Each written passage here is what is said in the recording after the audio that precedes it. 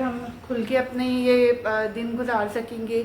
अब्बू बिलाल, हम अपनी कुछ ऐसी बातें होती है ना जिनको शेयर करना बिल्कुल भी आसान नहीं होता।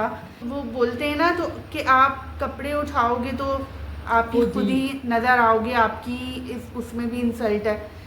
तो इस तरह की कुछ बिस्मिल्लाहिर्रहमानिर्रहीम, अस्सलाम वालेकुम, खुश आमदीद कहती हूँ दोस्तों आप सबको अपने चैनल शाइस्ता फैमिली व्लॉग में। और उम्मीद करती हूँ कि आप सब दोस्त बिल्कुल ठीक ठाक होंगे, खैरियत के साथ होंगे। मैं भी अल्हम्दुलिल्लाह बिल्कुल ठीक ठाक हूँ और खैरियत के साथ हूँ। हाजिर हूँ अपने नए प्यारे से व्लॉग के साथ। आपको मेरी आँखों से ही पता चल ही गया होगा कि हम लोग कभी थोड़ी थोड़ी देर पहले ही सोकर उठे। बहुत ज़्यादा तो नहीं सोए, बस ये है कि थोड़ा सा टाइम मिल ही गया था सोने का, तो हम लोग अभी उठे। लेकिन मुझे आपसे बहुत एक ख़ास बात करनी थी, वो बात भी अभी मैं करती हूँ। आज सुबह से हम लोग सफाइयों में लगे रहे हैं।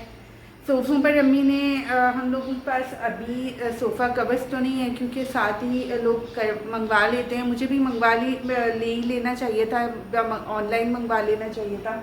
बहुत अच्छे मिलते हैं ऑनलाइन भी, लेकिन वो मुझसे हो नहीं सका। इंशाल्लाह आहिस्ता आहिस्ता होगा वो भी। सोफ़ों पर अम्मी ने इस तरह से चादरें वगैरह चढ़ा दी हैं।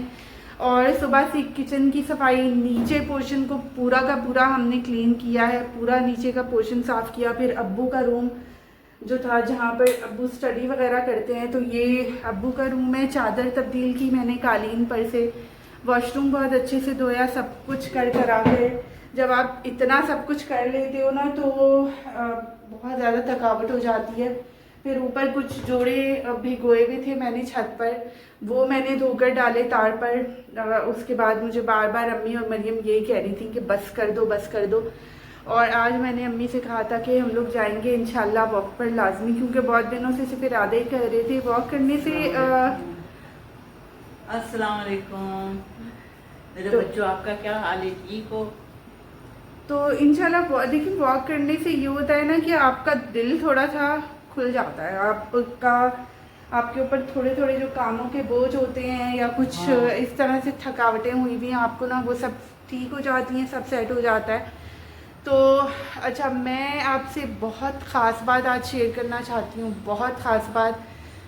4 या 5 दिनों से ये मैं आपसे शेयर करना चाह रही थी, लेकिन जब से ईद के दिन ईद आई, हम लोग इतने बिज़ी हुए, हमें लगा शायद हम खुल के अपने ये दिन गुजार सकेंगे। अब्बू बिलाल, हम सब बहुत ज़्यादा बिज़ी हो गए। पहले दिन की तो कहानी मैंने आपको बताई थी। हाँ, हमने दूसरे और तीसरे दिन फुल एंजॉय किया, ईद मनाई अच्छे से। लेकिन फिर से वही कुछ ऐसे काम जो करने ही हैं, जिन मतलब घर से रेलिवेंट ये समझ लें वो काम है, तो वो हमने करने थे। और वो खत्म ही नहीं होते दुनिया खाने के काम नहीं, खत्म हो जाता है, काम नहीं खत्म होंगे। बेशक बेशक। लेकिन अम्मी अल्हम्दुलिल्लाह at the end after all हम बहुत सुकून में हैं। अल्हम्दुलिल्लाह हम बहुत खुश हैं कि अल्लाह ताला ने हमें जो है बहुत बहुत ज़्यादा नवाजा है, औकात से भी बढ़कर नवाजा है। इतना हमने कभी सोचा नहीं था कि अल्लाह ताला एकदम से इतना सब कुछ अता कर देंगे। अल्हम्दुलिल्लाह फॉर एवरीथिंग। तो मैं आपसे सिर्फ यही बात करना चाहती हूँ आज। अम्मी आप इस तरफ आ जाएं, आ जाइए। हाँ, गर्मी तो नहीं हो रही? फैन ऑन कर दो ये स्टैंड वाला।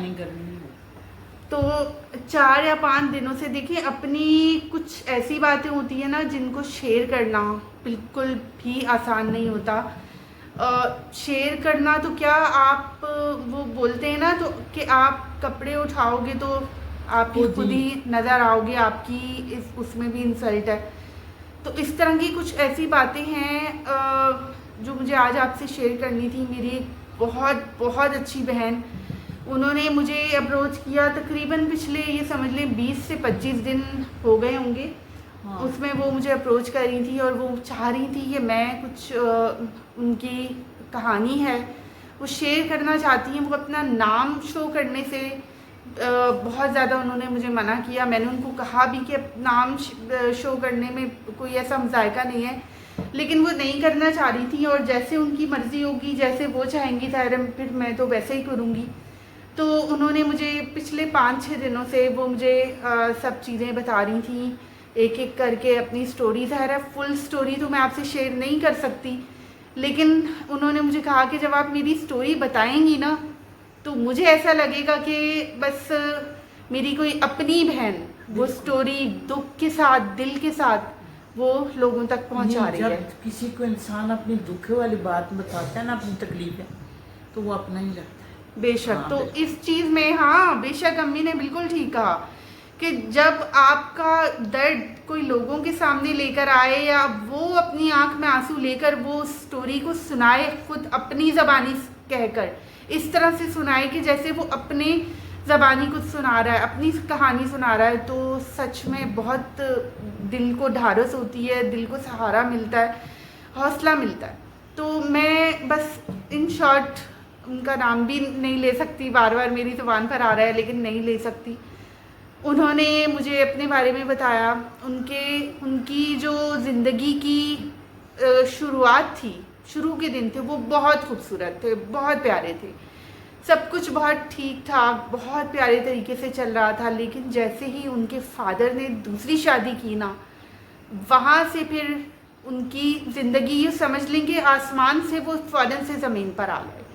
उनकी ज़िंदगी के बुरे दिन शायद वहीं से शुरुआत हो गए, क्योंकि मुझे ऐसा लगता है कि माँ जो होती है ना, वो अकेले भी बच्चों को, माँ बाप दोनों, सब फुप्पा चाचू, सब फुप्पी चाचू, खालाएँ सब बनकर पाल लेती है, सब कुछ बन जाती है माँ।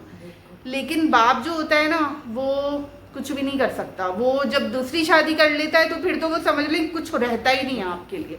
ऐसा ही है ना अम्मी? हालांकि बिल्कुल ऐसे ही। हालांकि दूसरी शादी करना इस्लाम में तो हराम नहीं है, खुदा ना खास्ता बिल्कुल हलाल है। लेकिन इस्लाम में ये भी कहा गया है कि आप फिर अपने जो पहले के रिश्ते हैं ना, उनको भूलो नहीं, उनको भुलाकर उन पर समझ लो कि वो ख़त्म हो गए, उनको ढेर बना दिया आपने, राख कर दिया। तो उन पर से गुजर कर आप दूसरों तक दूसरी औरत तक पहुंच जाते हो, अपनी एक नई ज़िंदगी शुरू कर दी आपने, सब कुछ भुला दिया कि पीछे भी एक घर है जो आप बना कर आए हो, उनको आप मत ख़त्म करो।